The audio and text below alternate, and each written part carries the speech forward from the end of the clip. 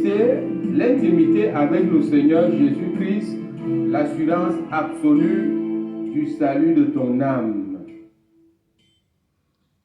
Alléluia, alléluia. Bienvenue à l'IEJC International Ministry. Nous sommes de retour aujourd'hui. Vous n'avez pas reçu votre vidéo d'hier dimanche, qu'à cela ne tienne. Nous sommes de retour sur le club 21, et nous continuons à tester les Écritures, à creuser, pour voir ce que le Seigneur demande de nous.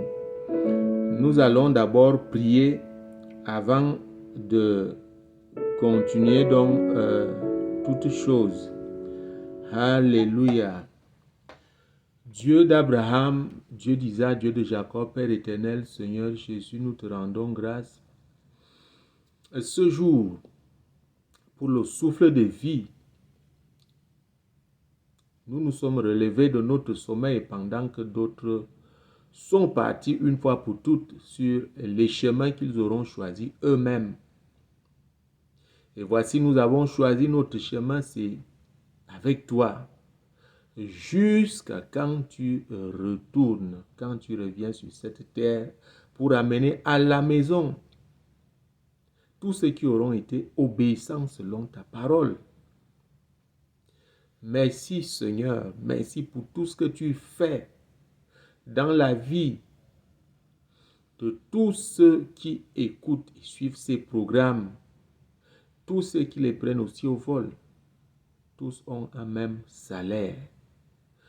Seigneur, touche par ta parole, touche par ta puissance, touche au nom puissant de Jésus-Christ.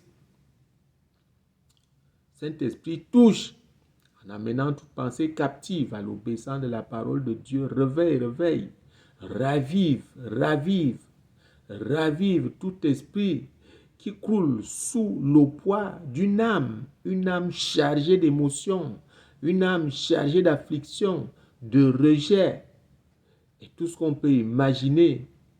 Ravive les cœurs aujourd'hui en écoutant les cimes, les profondeurs de la relation entre Dieu et son Église qui devrait être au nom puissant de Jésus-Christ. Je couvre cet endroit par le sang de Jésus. Et toi qui me regardes en ce moment ou bien que tu m'écoutes, sois protégé par ce sang, toi et toute ta famille. Au nom puissant de Jésus, nous avons prié. Amen. Alléluia, alléluia. Eh bien, je suis très content de te retrouver aujourd'hui, toi qui es fidèle à ces programmes. Tu ne t'es pas trompé. C'est ici la vie. La vie se trouve dans la présence de Dieu. C'est la présence de Dieu qui donne la vie.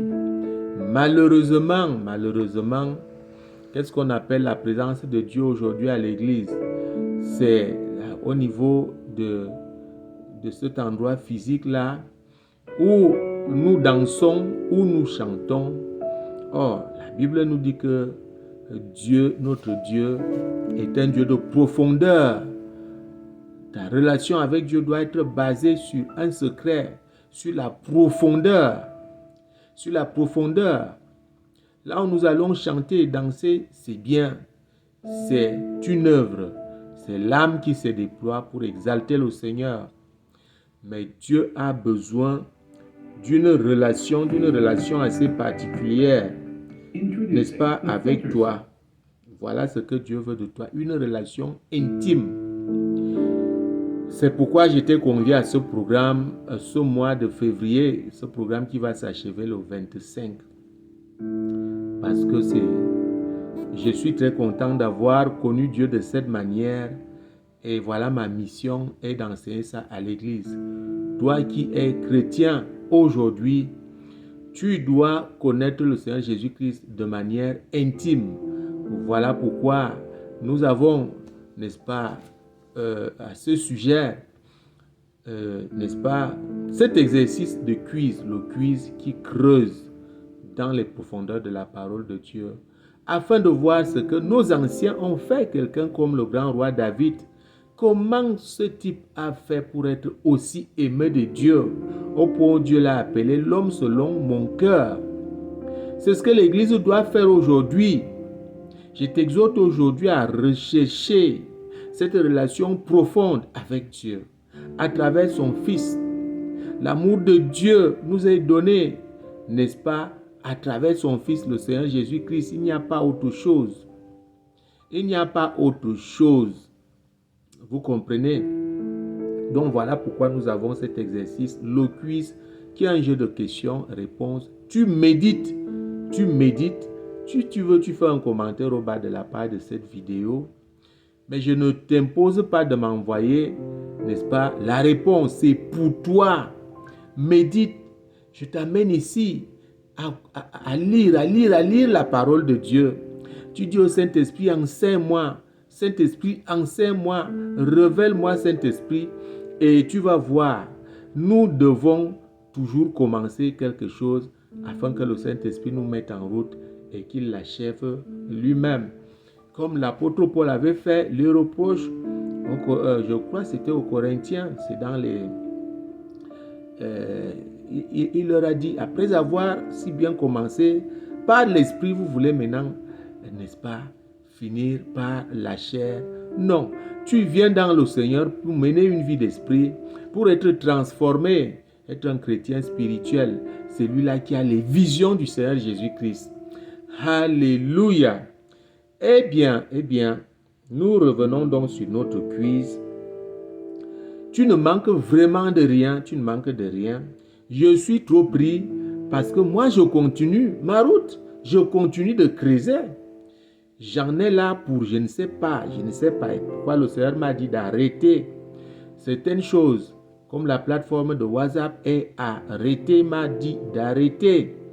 Voilà, tout ce qui vous reste maintenant, c'est ce fleuve de vidéos que vous avez. Allez tout simplement sur notre chaîne et vous avez notre chaîne YouTube, vous avez tout là-bas.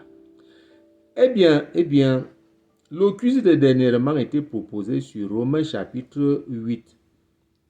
Il était question de trouver un verset biblique qui montre un aspect de la pratique de l'intimité avec le Seigneur Jésus-Christ. J'espère donc que tu as lu. Je te disais que c'est le chapitre le plus, je ne sais même pas comment dire, c'est le chapitre qui transforme le chrétien. Mais il te faut quand même certaines choses. Je ne vois pas comment tu peux être transformé si tu n'es pas baptisé du Saint-Esprit. Tu dois t'assurer que tu es baptisé du Saint-Esprit. Si tu ne l'as pas, il y a un problème. Dieu ne peut pas te laisser arriver là où il se trouve. D'ailleurs, c'est le Saint-Esprit qui t'y amène.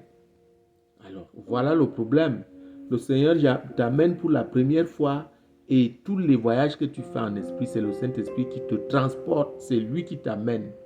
Alléluia. Souvenez-vous d'Élie, comment il était parti. Souvenez-vous du Seigneur lui-même, comment il est remonté au ciel, au vu autour, n'est-ce pas, de tous les disciples à Béthanie.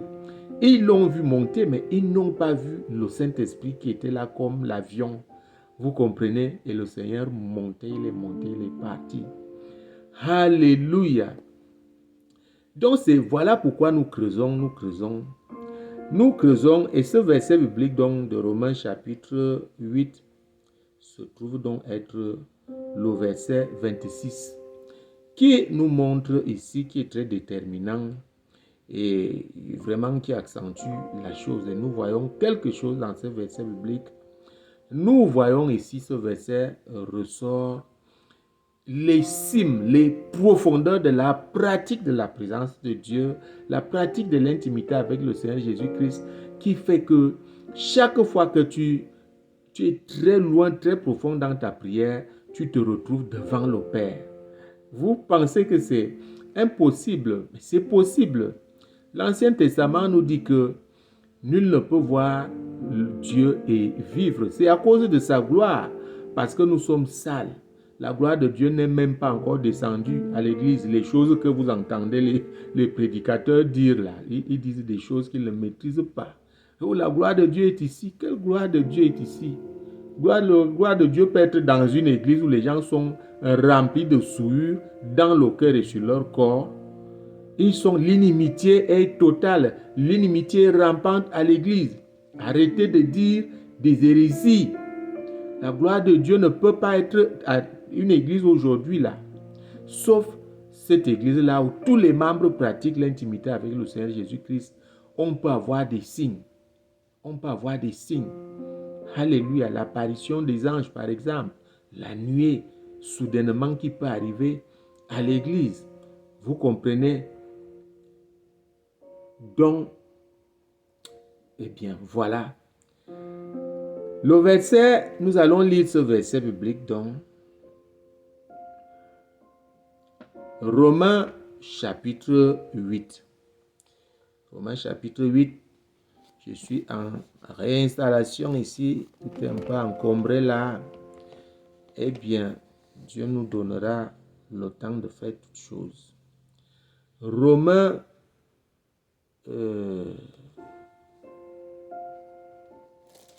donc chapitre 8, le verset 26. De même aussi, l'Esprit nous aide dans notre faiblesse, car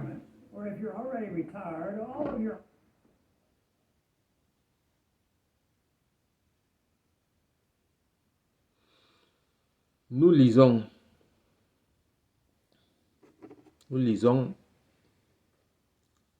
de même aussi, l'Esprit nous aide dans notre faiblesse, car nous ne savons pas ce qu'il nous convient de demander dans nos prières.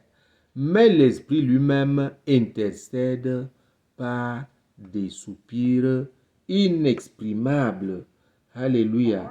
Le Seigneur lui-même intercède, n'est-ce pas, par des soupirs inexprimables. Voilà, chers frères et sœurs en Christ, et toi qui nous regardes pour la première fois. Je suis très à l'aise quand je parle de ces choses et je vais te dire de faire très attention, sois attentif, déporte-toi spirituellement et tu vas recevoir. Quelque chose peut se produire pendant que tu écoutes ces choses. Vous comprenez? Parce que quand nous parlons de prière à l'église, c'est bien tout se passe, n'est-ce pas, par niveau, par palier. Il y a la superficielle, il y a la profondeur et puis la profondeur. Ça se dit mieux en anglais, deep, deeper, deepest. Donc, on peut parler de prière, oui, c'est cette prière-là, on fait beaucoup de bruit, on prie à tue-tête, oui, Dieu entend aussi cette prière-là. Mais il s'agit ici de prière en esprit. Nous avons vu dernièrement, je crois, Galates chapitre 6, le verset 18, où le Saint-Esprit demandait donc de prier en tout temps par l'Esprit. Qu'est-ce qui se passe dans ce verset biblique que je viens de lire? Je vais t'expliquer comment ça se passe. La prière en esprit ici, vraiment, ce n'est pas ce qu'on raconte à l'église. C'est très pratique et c'est une grosse révélation que nos pères ont reçue. Quand je lisais ça, je ne comprenais pas dans Romains chapitre 8. Et c'est parce que je pratique l'intimité avec le Seigneur Jésus-Christ, je pratique la communion profonde avec Dieu, assis comme ça devant lui. Je disais tout à l'heure que l'Ancien Testament nous dit, personne ne peut voir Dieu et vivre. Oui, il s'agit d'une personne qui vit dans la chair. Il s'agit d'une église souillée. C'est ça le problème. Mais si tu pratiques cette affaire, tu sais d'abord comment te préserver pur et comment te préparer pour aller devant Dieu. Dieu n'est pas loin de toi. C'est toi qui mets la barrière par tes comportements, par ton caractère, par tes souillures. Voilà le problème. Est-ce que tu n'aimerais pas vraiment être avec Dieu? Je te parle de ces choses pour que tu t'engages à être avec Dieu. Voilà pourquoi le club 21 est là. Tu dois être impacté de cette pratique de l'intimité avec son Fils, le Seigneur Jésus-Christ. Donc, qu'est-ce qui se passe ici? La prière est une démarche, c'est un parcours. Tu commences avec le bruit. On appelle ça le parvis extérieur. Vous savez, à l'église, là où tout le monde est là, tout le monde prie avant la prédication, n'est-ce pas, de la star. Et c'est lui qui va venir maintenant haranguer les foules avec des révélations. Donc, avant que la star du micro n'arrive, alors tout le monde prie. Intercession, prière de combat, ainsi de suite, et les doléances et toutes ces choses. Mais nous, qu'est-ce que nous faisons? Quand tout ce bruit a fini, que ce soit chez toi ou à l'église, tu vas donc dans le lieu secret rester avec Dieu. Alléluia. Tu vas t'asseoir seul avec lui et puis il commence à te montrer des choses. Les choses se produisent. Vous comprenez? Jusqu'à ce que tu mettes long à cet endroit-là et ça doit se passer chaque jour pendant donc que tu es là. La Bible vient de nous dire que ce n'est pas des soupirs inexprimables que le Saint-Esprit intercède pour nous. Je vous ai dit dernièrement que nous avons ici deux grands intercesseurs, le Saint-Esprit et le Seigneur Jésus-Christ. Voilà ça dans Romains chapitre 8, verset 26. C'est le Saint-Esprit qui intercède là. Pas des soupirs inexprimables. Tu es assis et les sujets de prière arrivent. Qu'est-ce qui se passe ici? Tout ce que tu as posé comme problème dans le bruit, au parvis extérieur, n'est-ce pas? Les prières en commun, ce qui est dans ton cœur aussi. Et tu étais en train de parler à haute voix. Maintenant, tu es assis, bouche fermée. Ce n'est pas toi qui fermes ta bouche. Hein? C'est le Seigneur qui ferme ta bouche. Ta bouche se ferme. Tu ne peux plus parler. Et tu es en esprit. Les sujets de prière commencent à arriver seuls. Tel tu peux voir l'image d'une personne. Il dit prie, tu pries, ainsi de suite, et tout ce qui se passe dans ce monde. C'est ça qu'on appelle donc des soupirs inexprimables. C'est-à-dire que tu ne peux pas parler. Personne ne peut entendre. Mais c'est le Saint-Esprit donc qui fait le travail en ce moment-là. Il passe par toi pour présenter tes sujets de prière à Dieu. Voilà des secrets, la profondeur de la vie avec Dieu que je suis en train de te donner. Tu dois expérimenter ces choses. Et donc, c'est le Saint-Esprit, l'intercesseur. C'est lui, vous comprenez, pour que tu grandisses dans la foi, pour que tu reçoives les choses spirituelles, pour que Dieu comprenne exactement ton problème. C'est le Saint-Esprit qui se met là au milieu. Il passe donc à travers toi pour parler à Dieu. Et d'ailleurs, nous pouvons lire ici le verset 27. C'est lui qui sonde les cœurs, connaît quelle est la pensée de l'esprit, c'est-à-dire de ton esprit. Et nous continuons ici parce que c'est selon Dieu qu'il intercède en faveur des saints.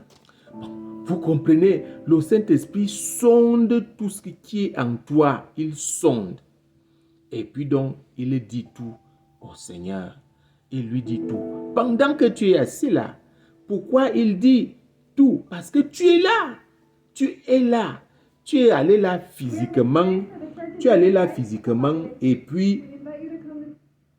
Tu es allé là physiquement et puis, voilà, tu es parti en esprit.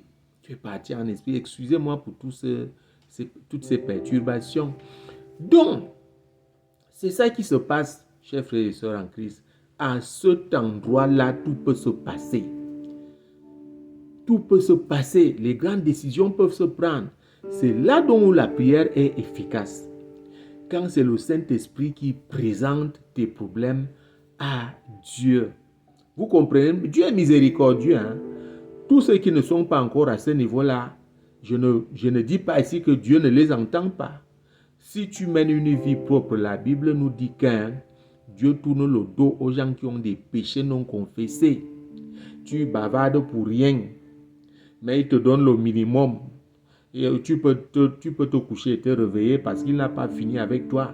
Tu n'as pas encore fait ton devoir ici sur terre. Tu crois qu'il peut te laisser? Non, mais tu es malheureux. Tu es un aveugle. Les choses arrivent dans ta vie que tu ne vois même pas. Tu ne vois même pas. Tu ne peux pas faire le combat spirituel pour repousser les assauts des sorciers de ton village. J'ai rencontré des gens ici à l'étranger qui disent qu'ils ne peuvent plus aller dans leur pays parce qu'il y a la sorcellerie. Ils sont tellement malheureux. Je dis, vous êtes malheureux. Vous résistez au Seigneur Jésus-Christ. C'est lui seul qui peut te protéger contre cette sorcellerie. Tu as le Seigneur Jésus, tu arrives dans ton village, les sorciers fuient. Ils fuient seuls. Ils commencent à raconter des choses. Vous comprenez? Donc faites attention à tout ce qu'on raconte là. Quelqu'un est déjà comme ça dans le Seigneur. C'est un homme spirituel. Quand il arrive là où il y a des sorciers, ils ont des problèmes. Ils passent les premiers à raconter des choses. Vous comprenez? Pour embrouiller le peuple, pour embrouiller ceux qui peuvent suivre cette voie et assurer leur salut. Alléluia. Voilà le premier intercesseur, ici le Saint-Esprit, qui agit quand tu pratiques l'intimité avec le Seigneur Jésus-Christ. Le deuxième intercesseur, donc, c'est le Seigneur Jésus-Christ lui-même. Je te convie de lire Jean chapitre 17, la prière sacerdotale, tout le chapitre. Tu vois vraiment comment le Seigneur prie que Dieu tienne compte de son ministère et qu'il fasse venir auprès de lui tous ceux qui l'auront accepté. Voilà l'intercession que le Seigneur Jésus-Christ fait. Le Seigneur Jésus-Christ agit ici, il y a deux dimensions. Quand Satan nous accuse, et nous le voyons dans l'Ancien Testament, dans Zacharie chapitre 1, chapitre 3, et n'est-ce pas, le verset 1. Nous voyons le prophète Zacharie qui a été révélé que Satan était tenu à la droite de l'ange pendant que le sacrificateur était tenu à la gauche de cet ange. Parce que je vous ai expliqué dernièrement que le Seigneur se tient toujours à notre droite. Parce que lui-même est assis à la droite du Père, nous disent les Écritures. Quand tu perds la grâce de Dieu, tu perds la présence de Dieu parce que tu as péché, Satan prend cette place à droite. C'est pourquoi il était tenu à droite, à la droite de l'ange. Vous comprenez? Et maintenant, le sacrificateur qui avait péché était tenu à gauche. Et Satan était en train de l'accuser. L'ange ici représente le Seigneur. Donc, la Bible nous dit que Satan est l'accusateur de nos frères. Il nous accuse tous les jours. Toi qui es là, tu pêches, tu ne confesses pas vite tes péchés. Tu ne fais pas vite la paix avec Dieu. Satan prend ton péché, il l'amène devant Dieu. Et tout ce qui peut t'arriver, t'arrive. Tu es chrétien, mais tu souffres parce que tu ne comprends pas ces choses. Apprends donc d'ici, apprends à partir d'ici comment tu dois marcher avec Dieu. Alléluia. Donc, voilà ça. Jésus-Christ est assis à la droite du Père pour nous défendre quand Satan vient nous accuser. Vous voulez la preuve? Étienne a donné la preuve quand il a été lapidé. Étienne a donné la preuve. Vous comprenez? Dans le livre des Actes des Apôtres, Étienne a donné cette preuve. Quand il a été lapidé, vous comprenez, il a vu le Seigneur tenu à la droite de Dieu. Pourquoi il était debout? C'est quand les choses se passent dans nos vies et qu'il intervienne pour nous, qu'il est tenu, il est debout à la droite de Dieu. Pour dire, Père, nous ne pouvons pas laisser, voici ton fils, voici ta fille. Alléluia. Toi qui pries, toi qui es devant Dieu chaque jour, voilà comment ça fonctionne. Le Seigneur te présente chaque jour. Quand il y a une faiblesse, il te présente au Père. Tu es pardonné, tu es expié. Alléluia, alléluia. Donc, voilà ça. Voilà comment le Seigneur intercède. Il intercède aussi pour notre salut. Vous comprenez? Je viens de le dire. Tu lis Jean chapitre 17. Et tu vois donc ce qui se passe. Et bien, voilà, la Bible nous le dit dans 1 Jean chapitre 2, verset 1, il intercède pour nous, il est notre avocat auprès du Père. Voilà, le Seigneur Jésus est le deuxième intercesseur. Il intercède pour que le Père nous accueille. Même dans cette quête de l'intimité, c'est lui qui dit au Père, voici tel. Il cogne à la porte. Voici tel qui est venu. Il a suivi mes prophètes que j'ai laissés. Il a suivi mes serviteurs qui sont là-bas. Et voici Père. Et c'est comme ça, tu as une percée au lieu très saint. La porte s'ouvre et puis tu arrives devant le Père. Nous y sommes chaque jour. C'est une vie merveilleuse. Alléluia. C'est donc le vrai royaume prophétique. Parce que les gens racontent là, vous voyez ce qui se passe, c'est que il suffit que quelqu'un laisse les chevaux pousser là et puis il a les rastas, il s'appelle déjà prophète, il annonce la mort des grands serviteurs de Dieu. Il n'existe pas un ministère comme celui-là aujourd'hui, non. Dieu a utilisé certaines personnes. Il ne parlait pas comme nous voyons aujourd'hui là. Parce qu'on veut faire le buzz. On veut remplir les abonnés dans son compte YouTube. On fait des choses pareilles. Vraiment, c'est faux. Je vous dis, c'est faux. Ce n'est pas vrai. Les choses que vous voyez là, ce n'est pas vrai. Ce n'est pas vrai. Les gens s'amusent. Ils rendront compte. Ils rendront compte. Donc, voilà ça. Voilà la vie en esprit. La vraie vie en esprit. Je te conseille vraiment de suivre très attentivement le clos 21 ici. Eh bien, nous allons partir dans notre nouveau quiz. Notre nouveau quiz sera basé sur le psaume, sur le psaume 139 que je vais te demander de lire. Il y a quelque chose de spécial dans les psaumes. C'est la vie que le grand roi David a menée avec Dieu. Quand je prends les psaumes, je suis allumé tout de suite et je pars en esprit. Alors où je te parle là, si tu fais attention, si tu es concentré, tu as quel problème? Je vous dis, mon corps explose. Notre nouveau quiz est basé sur le psaume 139. Tu lis tout le chapitre. Et il t'est demandé ici de relever, n'est-ce pas, le caractère purement intime de la vie du grand roi David avec Dieu. Relève un passage. Je vais arrêter un peu parce que ces gens-là m'embêtent, ils nous perturbent. Nous, c'est très sérieux là maintenant. Écoute très bien. Écoute très bien. Le psaume 139. Vous voyez la Bible, non? C'est un ensemble de livres. Chaque livre a des chapitres. Et chaque chapitre a des versets bibliques. Il y a donc ce qu'on appelle un passage. Le passage, c'est une portion des Écritures qui se trouve à l'intérieur d'un chapitre. Ça peut être 2 versets, 1 verset, 2 versets, 3 versets. Donc, ça part de 2 versets au moins à plusieurs. Relève donc dans le psaume 139 un passage biblique, c'est-à-dire 1, 2, 3 ou 4 versets bibliques qui nous montrent le caractère purement intime de la vie du grand roi David avec Dieu.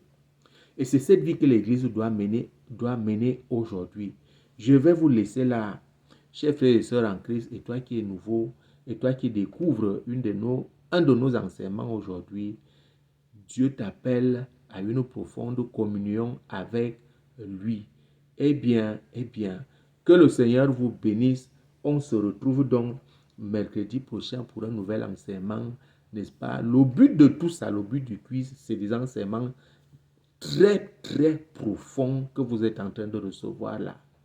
Méditez donc dessus et que le Seigneur vous bénisse au nom puissant de Jésus-Christ. Quand je prie comme ça, mets la main où tu as un problème. Toi-même, tu vas témoigner au nom puissant de Jésus. Nous avons prié. Amen. Alléluia.